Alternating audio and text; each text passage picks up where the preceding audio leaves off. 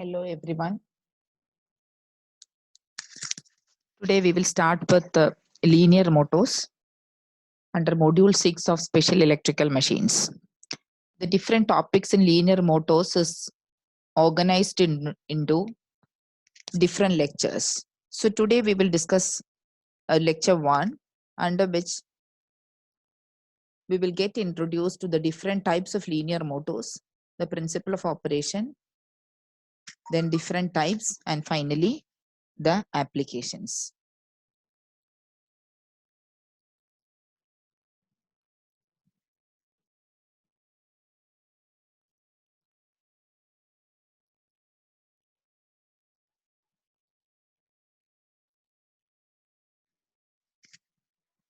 We all know the working of conventional rotating electric motors.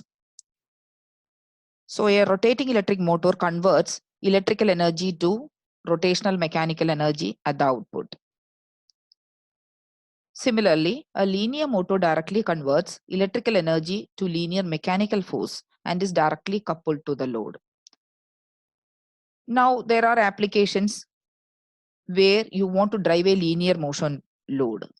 So in such a case, if you're using a rotating electrical motor, there should be some mechanism that should be kept between the rotating motor and the linear motion load, which is converting the rotating mechanical motion to linear motion. So such converting mechanism, we normally call it as mechanical transmission systems. So if you're using a rotating electric motor to drive a linear motion load, you need to have a mechanical transmission system. In this case, where you are using a linear motor, you can directly couple the linear motor to the load. So there is no need of a mechanical rotary to linear converter in such a case. So the advantage of a linear motor is that it has no gears and requires no mechanical rotary to linear converters. That means it can drive a linear motion load without intermediate gears, screws, or crankshafts. The concept of linear motors was invented by Professor Eric Laithwaite, the British electrical engineer in 1950s. He described his invention as no more than an ordinary electric motor spread out. Now we will see what this means. That is, linear motor is nothing other than an ordinary electric motor spread out. So we will see that. So you can see here an electric rotary motor. The outside is the stator that is fitted with permanent magnets, and the inside you can see the rotor. So this is capable of rotation in the clockwise direction or in the counterclockwise direction. Now this electric rotary motor, you cut and roll out. You can see here we are making a cut here and we are rolling it out, and you can see this is the structure that we end up with. You can see here the straightened stator coming here, fitted with permanent magnets, and this is the rotor part. The rotor iron you can see here. So this is the air gap in between the stator and the rotor, and these are the rotor teeth. So this machine is capable of movement either in the forward direction or in the backward direction. Now we will compare the conventional rotary electric motor with a linear motor.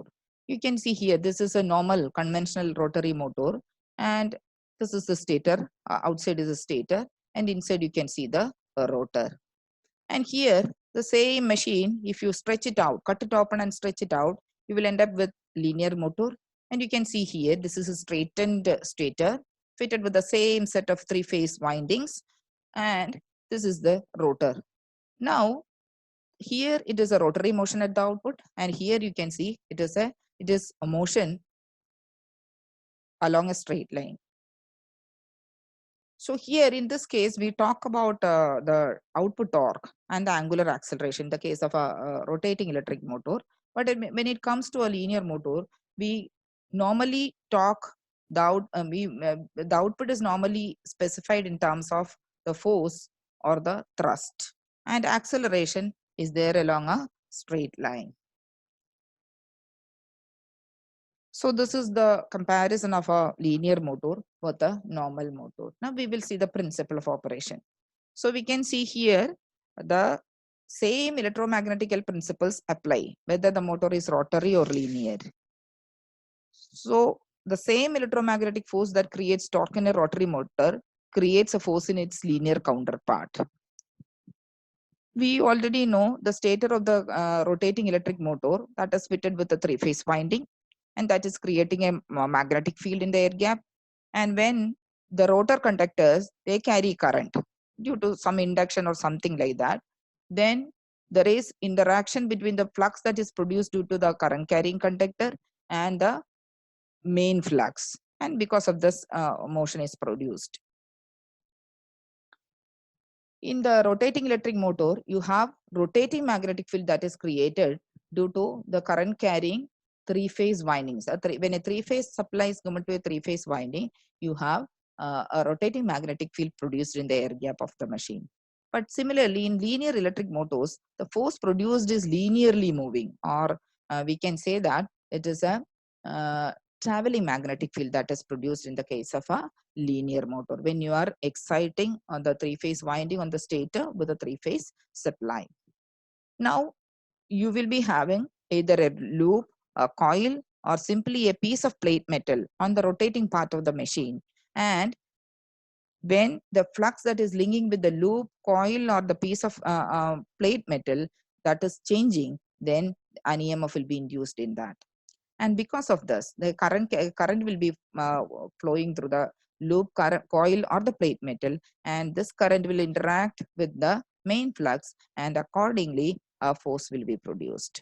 And this is in accordance with Lenz's law. So whenever you are placing a current carrying conductor in a magnetic field, a force will be produced. And we already know how to find the direction of the force. We can find the direction of the force using Fleming's left-hand rule. So that is the principle of operation of a linear motor. Now in linear motors, we have so many different types. In similar to rotating electric motors, where we have DC motors, induction motors, synchronous motors, reluctance motors, and stepping motors.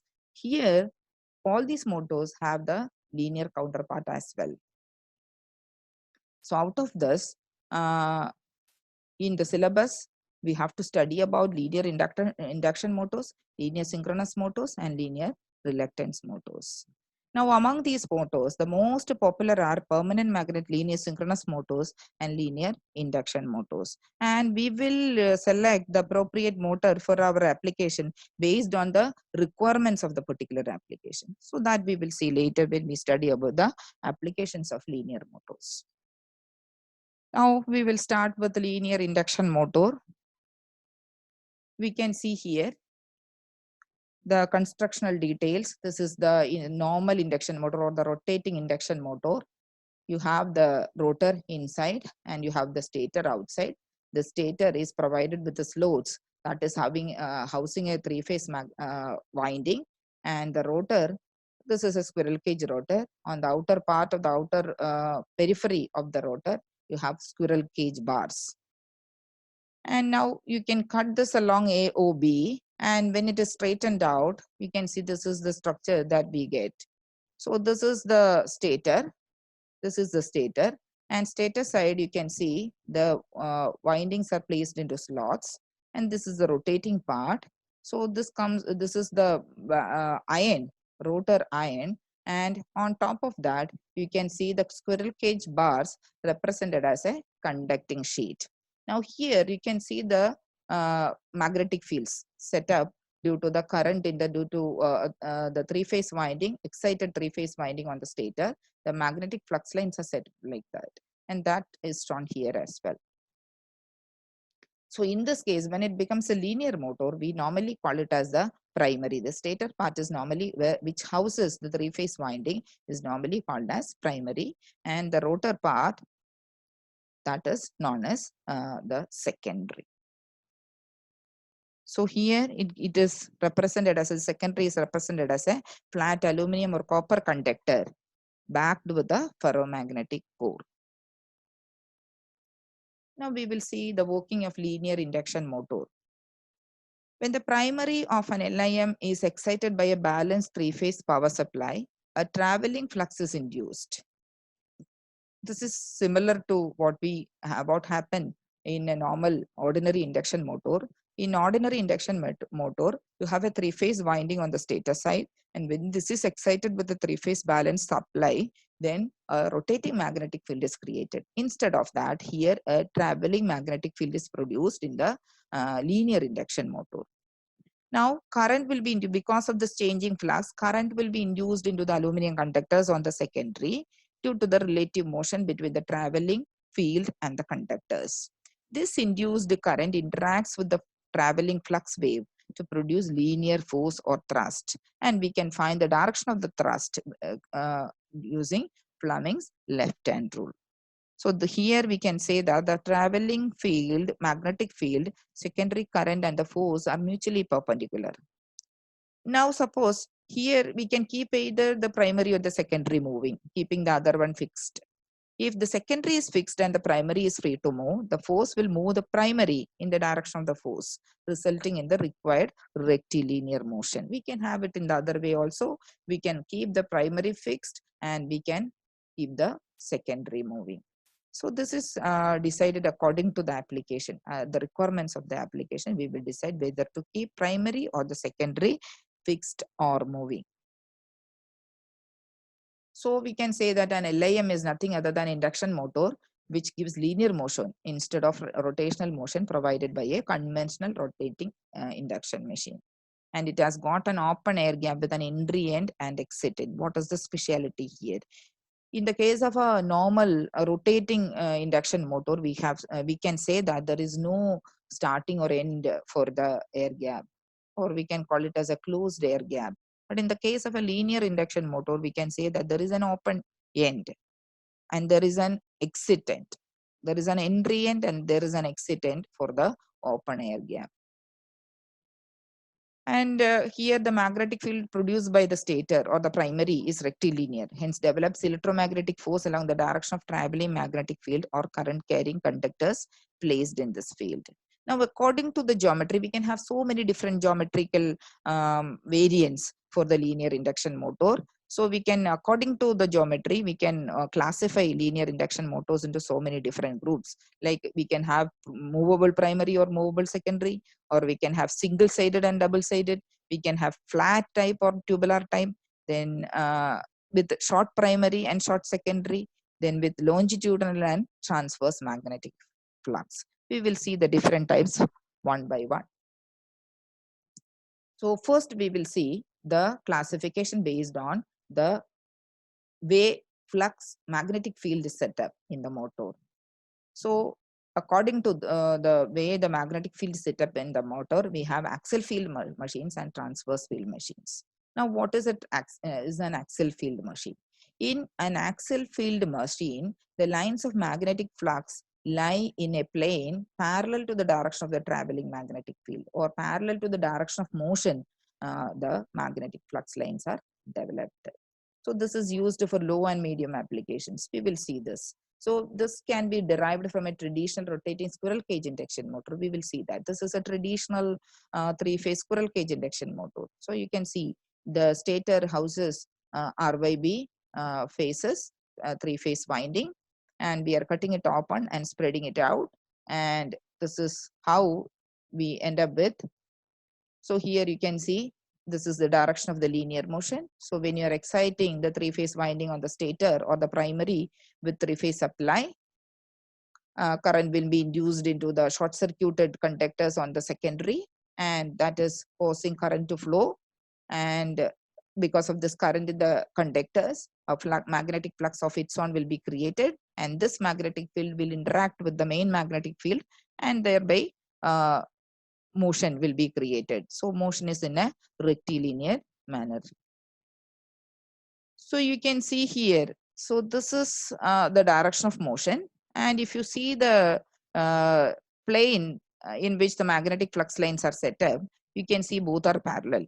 So magnetic flux lines will be set up in a plane which is parallel to the direction of motion of the motor. But in the case of a transverse field motor, you can see the magnetic flux lines lie in a plane perpendicular to the direction of the traveling magnetic field or perpendicular to the direction of the motion of the conductors in the motor. So this is normally used for high speed applications. You can see here, we will see that here. So this is the secondary. Suppose the secondary is moving. So this is the secondary and it is moving in this direction. And flux lines has to be set up in a direction parallel to the direction of force. So, or sorry, perpendicular to the direction of force. So flux lines will be in a direction perpendicular to the direction of force. So in a plane perpendicular to the direction of force. If we can see that can be set up in this manner. So this is the secondary conductor that is moving. So either in this direction or in this direction, it is able to move. Now, in this plane, the flux lines are to be set up. So we have a core which houses an R phase winding here. So around the core, you have an R phase winding here. And this is the another core around which you have the Y phase coil. V, around that you have the B phase coil. So this is repeated R by B, R by B, R by B like that. So you can see here when current is passing through the R phase winding, flux lines will be set up through the core. So this is in a plane perpendicular to the direction of motion of the secondary plate which is moving or direction, which is perpendicular to the direction of motion. Okay, so this is actually known as the transverse wheel machines, and this is having a circular cross section for the core. So that also is shown here. Okay. Now, so we have seen axial flux linear induction motor and transverse flux linear induction motor. Now, in axial flux linear induction motor, again, there are two types. One is a flat LIM and the other one is a tubular LIM. So this is based on the shape of the motor. So this is having a flat shape. Flat LIM is having a flat shape and tubular LIM is having a tubular cross section. Okay. Now, this is again classified into short primary flat linear induction motor. Short primary means primary is shorter than the secondary.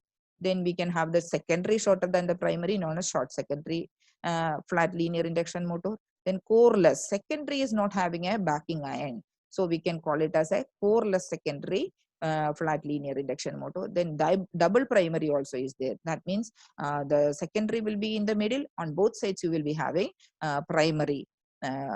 That is normally known as double primary flat linear induction motor. Then you have the tubular linear induction motor.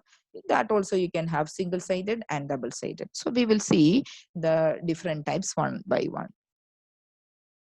So flat LIM. First we will see what is a flat LIM. Then we will see the different types. So we have in a traditional induction motor, the armature is stationary and rotor is moving. Okay, the stator which houses the three-phase winding is stationary and rotor is moving. In linear induction motor, we can have either primary or the secondary can be moving. That again will depend upon the application. When primary is the runner that is moving, appropriate means for feeding electric supply should be provided. What does it mean? So that means primary is housing the three-phase winding. And we have to supply a three-phase power to this three-phase winding so that traveling magnetic field can be produced. And now when this primary is made moving, what happens? You have to give supply, three-phase supply to a moving member. So you need to have a appropriate means for feeding electric supply to the primary that is required. Now, secondary can be taken out of slots and allowed to move, keeping the iron of the secondary stationary and of length equal to that of the primary. So secondary, if you see, there is a backing iron, and on top of that, you have the aluminum conductors, copper conductors. It can be a conducting plate as well. Now, if you take out the iron, keep it stationary, need not be moving along with the rotor or the runner. You can keep the iron stationary and you can make the conducting sheet or the conductor only moving. So that means it will be reducing the weight that has to be moved by the runner. So that is also that kind of a configuration also is possible. But in that case, the length of the stator iron secondary iron should be equal to that of the primary. So thus all the iron is stationary and of finite length. So iron can be made stationary and it can be a finite length. Since secondary is taken out of the slots, air gap length is large and hence magnetizing current is more. We already know if the air gap length is more, we need to have more magnetizing current because the reluctance offered by the magnetic path is more if air gap is more. The secondary can be replaced by a continuous conducting sheet. As I told earlier, it can be replaced by a individual, in place of individual conductors, short circuited conductors, it can be a continuous conducting sheet of aluminum or copper. Now, for this also there can be variants like a secondary sheet can be placed on a laminated iron bed or a solid iron bed. The back iron, it can be a solid one or it can be laminated one. The current induced in the iron in addition to that induced in the aluminum or copper plate secondary gives additional propulsive force. Whenever there is a back iron, then this is giving you an additional propulsive force because of the current that is induced in the iron part. That also is giving an additional propulsive force. So we will see the different types of flat LIM here. So this is short primary. Primary is shorter than the secondary. Now this is short secondary. This is the secondary which is shorter than the primary. And you can see here coreless sheet secondary. So here in both these cases, the secondary is backed with a secondary iron. So here a core is there for the secondary as well. But in this case, there is only a sheet. Secondary is in the form of a sheet, conducting sheet. No core is supporting the secondary sheet. So this is known as, this configuration is called coreless sheet secondary. Now you have the double primary configuration where you have the secondary sheet in between the two primaries. So what is the advantage here? You will get more propulsive force because both, primaries on both the sides will be contributing towards production of magnetic field in the air gap. Thereby the propulsive force, you can have a better, higher propulsive force in the case of a double primary system. So now we will see the tubular LIM. Tubular LIM means this is in the form of a tube. So whatever we have seen earlier, like this flat LIM, now this along the length, you roll it. You can roll this into, roll this along the length. So this way, this one, if you see, you can roll this. Okay. So this is in the outer part of the primary is getting the shape of a cylinder. So that is what is shown here. So it is actually, this is the primary, and this is the secondary. So it is shown here. The primary is rolled lengthwise. So that means you will be having a primary structure like this. You have it in the form of a cylinder with slots arranged on the inner side of the cylinder. So you can see here, these are the slots which accommodate the three-phase winding on both sides. You can see that. This is the cross-sectional view. Okay. This is the cross-sectional view. This is the sectional longitudinal view. So this is actually the secondary part. And you can see here, air is represented by this white color. Gray color means iron. This is iron. And darker gray means aluminum. So this part you can see it is the conducting part. And just near to that you have the iron, backing iron. And this is the air. Okay. So this way, the primary is rolled into the form of primary, and the secondary as well, that is rolled into the form of a cylinder, and one inside the other, and with air gap separating the two. This is the tubular LIM. And when primary winding is energized by a three-phase supply, what happens? This is the winding that is accommodated in the primary slots, that is energized with a three-phase supply. What will happen? There will be a traveling magnetic field that is produced along the, in the longitudinal direction. Okay, within the tube. So this is the concept of tubular linear induction motor. Now we have so many different types of tubular linear induction motors. So we can actually, I told you earlier that by rolling a flat LIM lengthwise in a direction parallel to the axis, then you will end up with a tubular linear induction motor. Now this, by rolling a flat single-sided or double-sided LIM around the axis parallel to the direction of traveling magnetic field, that is parallel to the direction of the thrust, a tubular motor can be obtained. So we can roll either a flat single-sided or double-sided LIM around the axis parallel to the direction of traveling magnetic field. So this is the direction of the traveling wave. So you will be rolling in that direction, and this is A means we are rolling a single-sided LIM, flat LIM, and this is the structure tubular LIM that we end up with. And here you can see this is having a short primary and the secondary is larger.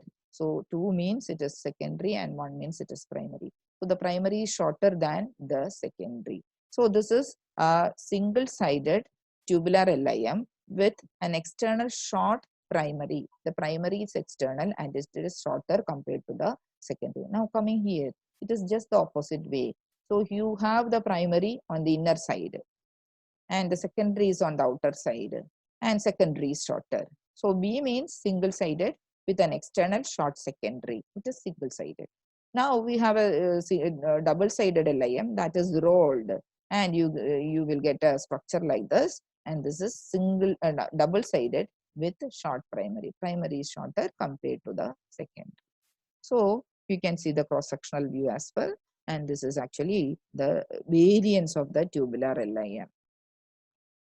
So we can have here, it shows a circular cross section for the tubular LIM. We can have a rectangular cross section as well. So this shows a tubular LIM with a square cross section or rectangular cross section. Okay. So here you can see the primary represented by 1. So outer side it is the primary, and secondary is coming inside, and primary coil is embedded into the slots of the primary, and 4 means it is the internal core. So this is the internal core or core of the secondary that is shown here. This is the secondary and this is the primary coil, and 1 is the primary. So this is the details of a tubular rectangular cross section layer. Now this is transverse flux linear induction motor. So we have seen the different types of flat linear induction motors. Now we will move on to the transverse flux linear induction motor. So here you can see we have seen this, why it is called a transverse flux motor. That means the plane in which the magnetic flux lines are set up, that is perpendicular to the direction of force. So we have seen this construction. We are having coil around these cores and RYB, that is repeated. We have seen when current is passing through R winding, it will be setting up a flux along the core. So that plane is perpendicular to the secondary, the movement of the secondary plate. That means it is perpendicular to the direction of thrust. So that is why it is known as a transverse flux linear induction motor. Now, so again, there are so many different types of construction for this. You can see this is single-sided and this is double-sided. So this is one is the primary and 2 is the secondary. So you have a secondary here, and this is the primary. Primary, you can see this is known as salient pole construction for the primary. So these are the poles, and you can see here a coil around each pole. Okay, so a coil around each pole. Now, if you view this from this end, you can see this sectional view. So this is the core of the pole, and you can see this is the winding. And when current is passing through the winding, you have a flux line set up like this. So we are observing from this end. That means the motion is in this direction. So what is the motion? If you see this, the motion is coming, the secondary is moving towards you, or the viewer, it is moving towards you. So that means the flux lines are set up in this plane, and the thrust is in a direction directly perpendicular to that. So you can see the thrust is in the direction away from the slide, and the flux lines are set up in the plane of the slide. That means they are mutually perpendicular. You can say this is a transverse flux machine. Okay, so this is single-sided. Now we will see the double-sided transverse flux machine. You can see here similar primary is arranged on both sides, and you have a secondary in the middle. This secondary is moving in this direction. Now if you view from this end, you can see the secondary here as seen from here, and you have the poles created by the primary winding, and you have this is the winding. When current is passing through the winding, flux lines will be set up like this, and this is the plane of the magnetic field. It is lying in the plane of the slide, and what is the direction of the force or thrust is away from the slide, is perpendicular to the slide, or it is coming towards the viewer. So that means the force is in a direction perpendicular to, or the magnetic flux lines are produced in a plane perpendicular to the direction of the force. So that is actually known as a transverse flux machine. Now, the fundamental advantage of an LIM with transverse magnetic flux in comparison with the LIM with longitudinal magnetic flux or the axial flux and transverse flux, the advantage of transverse flux machine is that it is having a lower magnetizing current necessary due to the shorter magnetic flux path. This magnetic flux path is shorter. So that is why it is requiring a lower magnetizing current. And the advantage, the significant disadvantage here is lower thrust. That is the disadvantage for a transverse flux linear induction motor. Now we will see the other categories, classifications of linear induction motors. We have the single-sided linear induction motor and double-sided linear induction motor.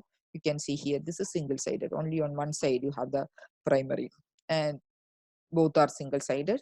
And double-sided, this also is single-sided. You can see this is the double-sided. On both sides of the secondary, you have primary arranged. And then there is another category, that is we can keep either the primary moving or the secondary moving. So this is moving primary and fixed secondary, and this is moving secondary and fixed primary. So we can see here the primary is moving. It is capable of movement. So this is moving in this direction, and the secondary will be fixed. So moving primary and fixed secondary. Primary consists of slots as usual. We have this primary is having slots which accommodate the three-phase winding. Now here, since primary is moving, the primary winding also will be moving along with that, but the secondary will be stationary. So now what is the problem when the winding is moving? You have the problem of giving connection to a moving member, providing supply to a moving member. So that requires a cable management system with high flex cable, since the cable has to follow the moving primary. That is a requirement to be taken care of in case if you are keeping the primary moving. Now we will see the case of a moving secondary and fixed primary. So secondary is capable of moving and primary is fixed. Here secondary winding is in the form of an aluminum sheet, and secondary is moving. So the secondary is moving in the same direction as that of the traveling wave. Now, so we call it as a track, that the track is moving. So moving track arrangement, the winding is not moving. The motor must move the load plus the mass of the magnetic track. So the motor should be capable of moving the load plus the mass of the magnetic track. However, there is an advantage that no cable management system is required. Here the three-phase winding is not moving as the primary is fixed. So there need not be a cable management system that is required in this case. Now we have the double-sided linear induction motor. So you have the primary arranged on both sides. So now what is the advantage here? So you are having a better magnetic field strength that is created in the air gap of the machine due to the two sets of windings arranged on both sides of the secondary. So you are having a higher magnetic flux that is produced here. So that means you can have a better thrust that is produced in the case of a double-sided linear induction motor. So for traction purpose, double-sided LIM with moving primary and fixed secondary construction is normally popular. So track will be fixed and your primary will be moving. Okay. Now in that case, you have to have a cable management system. When the movement required is smaller than the primary, then the primary is made longer than the secondary. Okay, so you can see here when the distance is large, the primary is made shorter than the secondary. When the distance to be covered is large, you will make your secondary primary is made shorter than the secondary. Now in this case, you can see here the secondary is moving, and you can see here you have provisions to give supply to the different tracks. So when secondary is coming here, the appropriate portion of the track will be energized. So this way you can divide your entire track into so many different sections, and you can switch them appropriately so that there is a continuous movement for the secondary.